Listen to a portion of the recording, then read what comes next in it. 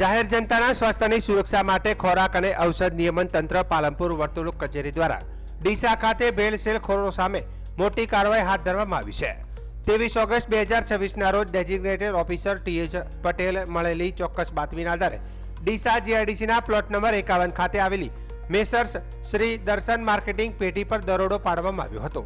તપાસ દરમિયાન પેઢીના માલિક શિવમ સંજયકુમાર મૈસુરિયા દ્વારા મરચું પાવડરના ઉત્પાદનમાં કૃત્રિમ રંગ ડાઈ ઘઉંનું ભૂસું અને ધાણા પાવડર જેવા પદાર્થોની ભેળસેળ કરવામાં આવતી હોવાની બાતમી સામે આવી હતી। સ્થળ પર senior food safety officer HV Gurjar, food safety officer ML Gurjar તથા કે ચૌધરી દ્વારા તપાસ હાથ ધરવામાં આવી હતી।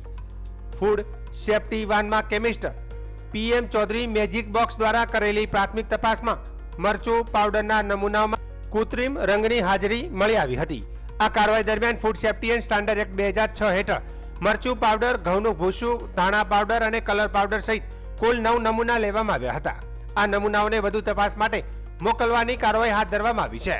તપાસમાં કુલ 3571 કિલોગ્રામ શંકાસ્પદ જથ્થો અંદાજિત રૂપિયા 2.45 લાખની કિંમતનો જથ્થો જપ્ત કરવામાં આવ્યો હતો। તે ઉપરાંત પેઢીમાં મળી આવેલા આશરે 2500 કિલોગ્રામ એક્સપાયરી તથા બિન આરોગ્યપ્રદ લૂઝ મરચું પાવડરનો જથ્થો ડમ્પિંગ સાઇટ ખાતે સ્થળ પર જ નાશ કરવામાં આવ્યો હતો।